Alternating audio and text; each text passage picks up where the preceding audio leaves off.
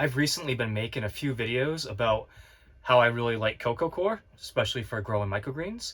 It's something that I fairly recently started using, but anyways, I made a video about how much I really enjoyed it. There's a lot of things I like about it, and I found out that there were actually more questions from that video than there were answers.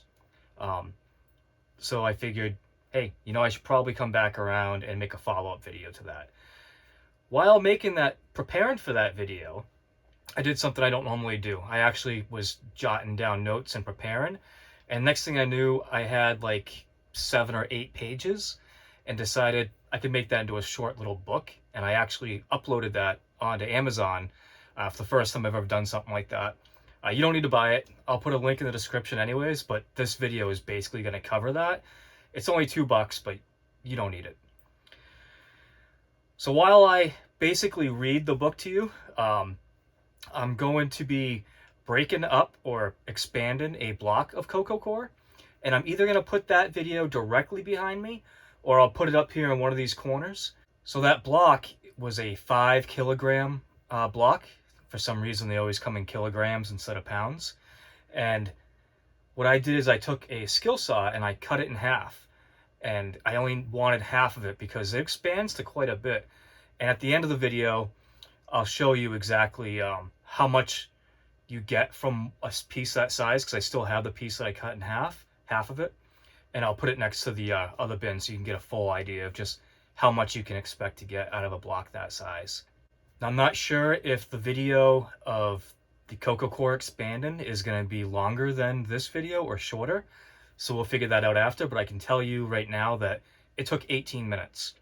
From the time I added water to the time it was fully expanded. So some people might just be interested in how long it takes. I used hot water, which makes a huge difference. Also, what you probably can't pick up on in the video, maybe you can now that I told you, is I noticed a fair amount of salt in this particular batch of Coco Coir. I've never noticed that before. I have read that there could be a lot of salt in Coco Coir, but I actually could see it in this one. I'll be curious whether or not the microgreens care. I'm not sure if they will or not. So as some of you might already know, I've been growing microgreens for right around 4 years, plus or minus a few months or whatever. And I've played with just about every kind of grow medium I could come up with. I've tried all different kinds of hydroponics. I've tried soil. I've done rock wool, hemp, biostraight, wood fiber mats. I've done just about everything. Most things I don't do very long experiments because I decide right off the bat that I don't really like them. But some things I do stick with. Hemp is definitely one of them that I really like, but it's expensive. And then there's Coco Coir, which is another one of my now favorites. And soil is still, you can't really go wrong with soil. So those are some of the kinds that I've played around with, and let's focus on the Coco Coir. What really got me going down the path for Coco Coir was that I wanted to sell live microgreens. I did quite a bit of work on that. I did some videos I actually showed on it. I never actually did try to sell them live. It's something I still may do. But in any case, I didn't like the idea of selling them in soil that way. So I was playing around with some different grow mediums that I could grow them in a clamshell and actually sell them that way. And I didn't want something dirty like soil. If these were to go to restaurants or whatever, they can't have soil in the kitchen area at all. But from what I understand, they can have Coco Coir. Don't quote me on that. I'm not 100% sure if that's always the case, but that's what I've been told, is that Coco Coir is okay. When I was playing around with this idea, I really wanted to use hemp. Hemp is a great grow medium, but the problem, like I've said already, was it's quite expensive, and I don't have a local source of it, at least not yet that I'm aware of. But I do have local sources for Coco Coir. So Coco Coir was my pick right off the bat there. When getting started growing microgreens, there's going to be a bunch of things that have expenses involved. Lights, trays, grow racks, all these things like that are like, they're one-time costs essentially. Lights do eventually need to be replaced, but you can consider them a one-time cost. Trays, eventually some of them will wear out. The high quality ones don't seem to, like Bootstrap Farmer. But those are basically one-time costs.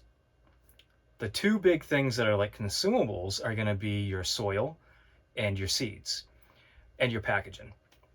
The most expensive of that typically is your soil. Packaging could be up there as well, but let's just talk about for growing. Soil is going to be the most expensive part.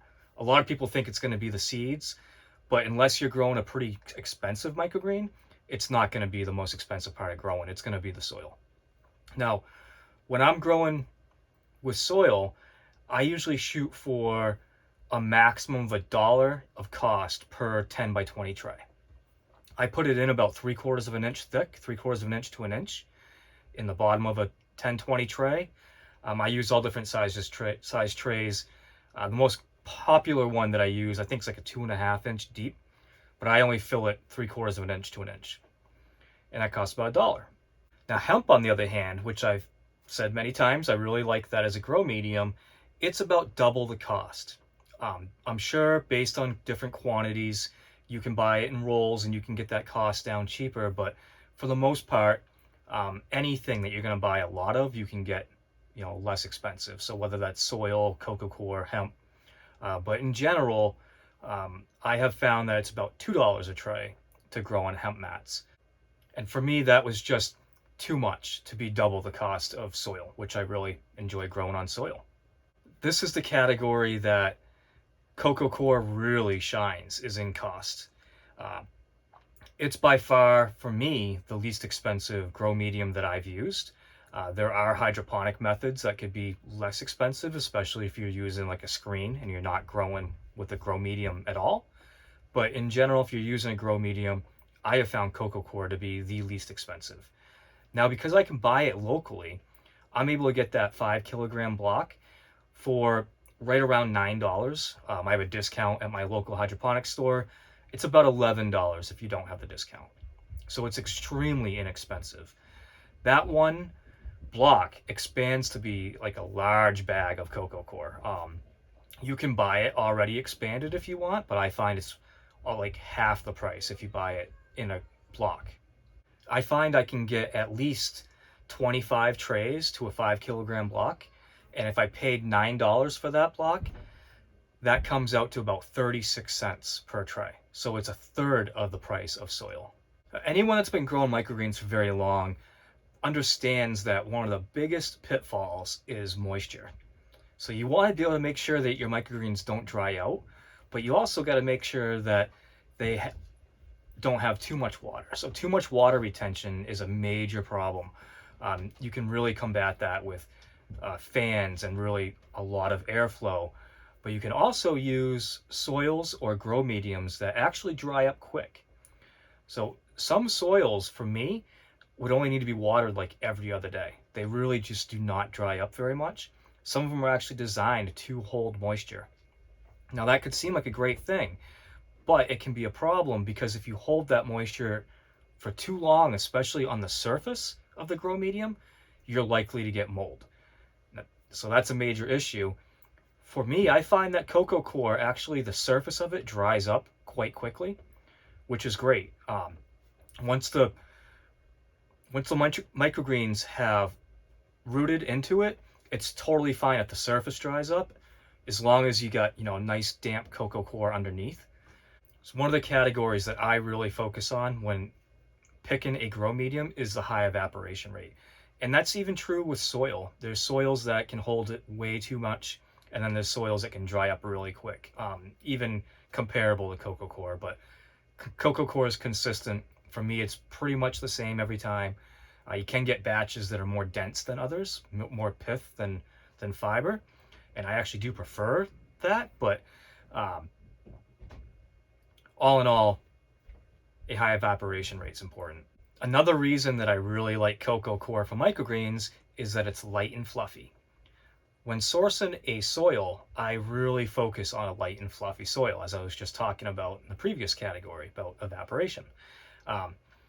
There's good reason for that, and there's plenty of good soils for that. So Pro Mix is one of the ones that I really like for that. It's nice and light and fluffy. There's a couple different varieties of that, but there's plenty of soils to choose from. Now, Coco Coir is also extremely light and fluffy. So light and fluffy has a lot of advantages to it. One of them being evaporation. They dry up quickly. But the other real big reason is for microgreens that have holes, seed holes that stick to the microgreen. Um, those like to be covered up with a fine layer of soil or coco coir, and the lighter and fluffier that is, the better. So if you cover, let's say you're growing beets or chard or cilantro, any of those, and you put a nice layer of soil on top, some soils, when they get wet, they will clump back up. And so as those microgreens are growing, they kind of pick it all up in one big chunk, and it becomes almost like a sheet. And eventually that starts collapsing back down onto your little tender microgreens, and it kills them. That causes damping off, root rot, all kinds of other issues. So the finer that soil can be, the better. Coco coir is excellent for covering seeds. It doesn't tend to stick together very much. The seeds are easily able to come up through it and leave their holes behind. If you ever do find yourself in a situation where you have soil or coco coir or anything clumping up that you covered seeds with and you're trying to break it up, do not use an object like your finger or a knife or anything to break it up. I highly recommend, and it was somebody on YouTube on one of my videos that told me this, is take a spray bottle and set it to like squirt gun mode, squirt, stream, whatever, and use that and break it up that way. And that has saved me so many times. That was a great suggestion, and I'm sharing it with you because it works great for me. But even better, using coco coir, you typically don't have that issue. When growing microgreens, I consider there to be basically two grow methods, and that is hydroponic and soil. Soil can also be coco coir. Now, coco coir is special in that you kind of get the best of both worlds with that. So coco coir has like no nutrient value in it at all. That's fine for some seeds or some microgreens. Radish tends to do just fine for the most part without any added nutrients. Pea shoots do fine. Sunflowers do fine. A lot of them do, but a lot of them do not. So anything that grows for like more than 10 days is going to need a nutrient added to it. And there are a lot of things that just do a lot better with nutrients. Amaranth does better, broccoli does better, mustards do better. Anything you want to get a first true leaf on, you're going to need some nutrients in it. So whether you're doing that hydroponically and you were doing water only, well, if you want to really kick that up to a better microgreen, you're going to need some sort of nutrients. Same thing with coco coir. Soil typically has all the fertilizers in it or nutrients that you're going to need for most grows. Some of the very long ones, you still are probably going to want to add something. So with coco coir, though, being a very neutral base, it takes great to a fertilizer. Now, what I like to do is use a hydroponic solution like MaxiGrow from General Hydroponics. And I like to use that as a nutrient in my coco coir. So typically when I plant on coco coir, I stack them up like I normally would. And when I unstack them, I don't have to water that usually for at least 2 days, sometimes 3 days. The microgreens just have not gotten very thirsty yet, and I typically water them pretty heavy when I plant them. So what I'll do though is the first time I do water them, that's when I will start adding a nutrient solution. You can mix it a little bit weaker than you normally would have to, but you can even go just by what it says on the package and it'll be just fine. There's all kinds of different solutions out there to add a nutrient to your microgreens. You don't have to use like a chemical base like General Hydroponics is, at least that MaxiGrow is. There's compost teas that you can use. There's worm casting teas that you can use. And I actually have some more experiments coming up that I'm a little bit behind on to use a worm casting tea. I have like 2 different kinds to try out to show how those work with coco coir. I did already show in a video that if you add just straight up worm castings to coco coir, it performed far better than just straight up coco coir, depending on what you were growing. Radish didn't show a huge improvement, but a spicy salad mix did show a drastic improvement with having the worm castings in there. So coco coir, very neutral base, takes really well to any sort of nutrient you add to it. As mentioned earlier, one of the big reasons that I like Coco Coir is cleanliness. It's considered a clean grow medium. It's not dirt, it's not soil. It is largely allowed to be used in kitchens as far as I know. So I think that's gonna pretty much wrap this up. Let me turn the camera to show you how much Coco Coir I got off one block. So here is that bin that you could see in the other video of me expanding the Coco Coir and mixing it up. Here are the dimensions in case you're curious. It's over half full, probably 3/4 full, 2/3 full, I would say, probably. It's all expanded up really nice. Here is the block that came from. So you can see how narrow it is. Let's see if I can